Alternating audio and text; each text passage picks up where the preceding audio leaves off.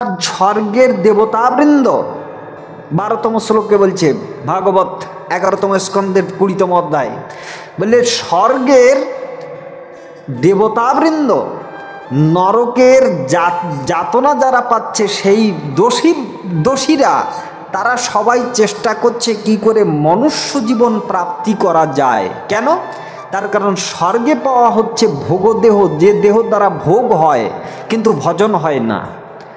আর নরকে পাওয়া হচ্ছে যাতনাময় শরীর, যে শরীর দ্বারা শুধু যাতনা, কষ্ট, বেদনা অনুভব করা যায়, ভজন হয় না। তাহলে ভজন হয় কোন শরীরে? বলে ভজন হয় একমাত্র মনুষ্য শরীরে। মনুষ্য শরীর দ্বারাই ভজন সম্ভব। তাই বলছে নিরেহ মাধ্যম সুলভম সুদুর্লভম, এটা সুদুর্লভ। কেননা 84 লক্ষ জনি ভ্রমণ করি একাকিনী, এই মানব দেহ বপুখানি একমাত্র কৃষ্ণ ভজিবার তরে। দেখেন না, এ জগতে ধনী সদা ব্যস্ত থাকে ধনের আশায়, দরিদ্র জনেরা থাকে অন্যের চিন্তায়, চোর ঘরে এটা সেটা চুরি করিবারে, কুলীন জনেরা সদা কুলগর্ব করে। এই মতো মায়াবদ্ধ জীব সমুদয়, মায়াবদ্ধ জীব সব মায়াতে মজয়। একজন মরে যদি কাঁদে 3 জন, কিন্তু আপনি মরিবে ইয়া ভাবে না কখন। চোখের সামনে আপনার দাদু মারা গেল, আপনার বাবা মারা যাবে, একদিন যে আপনাকে সমস্ত এই মায়ার শৃঙ্খল বন্ধন থেকে কেটে আপনাকে আমাকে সবাইকে চলে যেতে হবে, এই জ্ঞানটা কিন্তু আমার হচ্ছে না। এই জন্য মহাভারতের বনপর্বের মধ্যে যুধিষ্ঠির মহারাজকে প্রশ্ন করছেন বকরূপী ধর্মরাজ। তিনি কি বললেন? তিনি বলছেন যে যুধিষ্ঠির, তুমি বলো জগতের সব থেকে আশ্চর্য বিষয় কি? এখন যদি আপনারা আমাকে জিজ্ঞাসা করেন, আশ্চর্যের বস্তু তো অনেক আছে।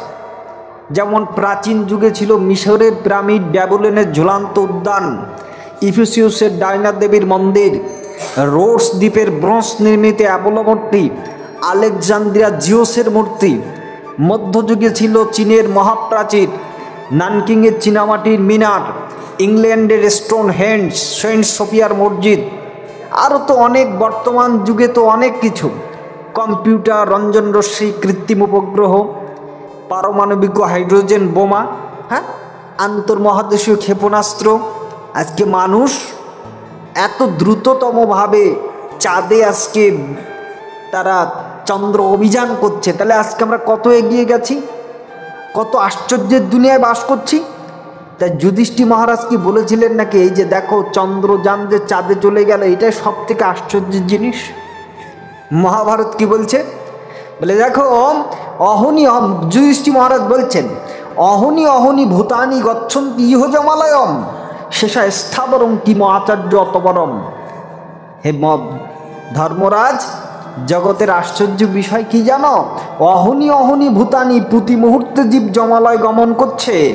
শেষা স্থাবরম, শেষে যারা থাকছে তারা মনে করছে যে আমার বন্ধুটি মরে গেছে, কিন্তু আমি হলাম অমর, আমার আর কখনো মৃত্যু হবে না। এই জন্য দিনে দিনে জীবগণ যায় জমা ভরে, তথাপি যাহারা থাকে তাহারা মনে করে আমরা তো চিরজীবী গো, হব না তো ক্ষয়। ইহার থেকে কি আশ্চর্য আছে মহাশয়? এর থেকে জগতে আর কোনো আশ্চর্য বিষয় হতে পারে না যে চোখের সামনে আমার সবাই চলে গেল, আমার দিনটা কবে যাওয়া হবে। এই জন্য ব্যাসদেব লিখছেন তার ব্যাস সংহিতা, শাশ্বত গাত্রাণী বিভব নৈব শাশ্বত, নিত্য সন্নিহিত মৃত্যু কর্তব্য ধর্ম সঞ্চয়। বলে দেখো দেখো এই শরীরটা কেমন অশাশ্বত গাত্রাণী। এই শরীরটা আমরা পেয়েছি, এই শরীরটা হচ্ছে অশাশ্বত, মানে শাশ্বত নয়, চিরদিন থাকে না। অশাশ্বত গাত্রাণী বিভব নৈব শাশ্বত, যার মধ্যে আমরা শরীরটাকে খুব সুন্দর করে সাজিয়ে রেখেছি, এই বিভব, বিত্ত, ঐশ্বর্য, এগুলো আমার চিরদিনের সাথী নয়, এগুলো শাশ্বত নয়। বিভব নৈব শাশ্বত।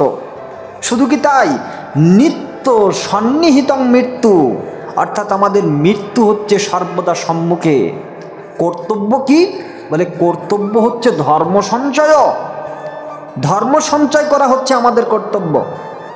কেননা এ জগতে আমাদের সহায় পিতা আমাদের সহায় হয়, মাতা আমাদের সহায় হয়, স্ত্রী সহায় হয়, স্বামী স্ত্রী সহায় হয়, কিন্তু এই সহায়তা সে কতক্ষণ পায়? যতক্ষণ তার মৃত্যু হয় না ততক্ষণ সে পেতে পারে। কিন্তু এক সময় যখন তার মৃত্যু হয়ে যায় তখন কি সে সহায়তা পেতে পারে? পারে না তো। তাহলে তখন কি সহায়তা হবে তার? তাহলে তখন একমাত্র ধর্মকার্যই হবে হচ্ছে তার সহযোগিতা করবেন। আর আমরা সবাই বলি কি ধর্ম করো, সবাইকে বলি যে তুমি ধর্ম করো, তখন একদল বলে না না এখন ধর্ম করে কি হবে, ও ধর্মকর্ম সব বুড়ো বয়সে হবে, ধর্মকর্ম সব বুড়ো বয়সে হবে। একজন গুরুদেব গেছেন একজন শিষ্যের বাড়িতে গিয়ে বলছেন বাবা দীক্ষা নাও। তা এখন বলছে শিষ্য বলছেন ডেকে, দেখুন বাবা আমি তো এখন বালক, আমার বালকের থেকে যখন আমি যুবক হব তখন আপনি আসবেন, তখন শিক্ষা নেব। এখন আমার খেলার সময় খেলা করে বেড়াই। যখন যুবক হয়ে গেছে সেই গুরুদেব আবার বাড়িতে গেছে, গিয়ে বলছে বাবা এবার তুমি দীক্ষাটা নাও। বলছেন বাবা এখন আমি যুবক বয়স, আমার এখন ধন উপার্জনের সময়, স্ত্রী পরিপালনের সময়, এখন তো আমার সময় নেই, আপনি বৃদ্ধ যখন হয়ে যাব তখনই আসবেন। যখন বৃদ্ধকাল হয়ে গেছে গুরুদেব বাড়িতে গেছে, গিয়ে বলছেন বাবা এবার তো দীক্ষাটা নাও। বলে বাবা দীক্ষা নেব কি করে, এখন তো আমার অনেক কিছুই সঙ্গী হয়ে গেছে, এখন আমি ঠিকমতো বসতেও পারি না, 2 ঘন্টা এক জায়গায় বসে ভাগবত কথা যে শুনবো সেটা আমি পারি না, আমার কণ্ঠস্বর রুদ্ধ হয়ে যায়, রাম বলতে গিয়ে কখনো আম বেরোয়, তাহলে আমি কি করে আমার ধর্মকার্য সংগঠিত হবে? এই জন্য ধর্মকার্য আমরা শুরুই করতে পারি না, শুরুই হয় না আমাদের। এই জন্য ঠাকুর অনুকূলচন্দ্র বলছেন যে সময় কিন্তু রয় না বসে, চলছে তাহা অবিরল, করণীয় যা এক্ষুনি কর, ভবিষ্যে যদি চার সুফল।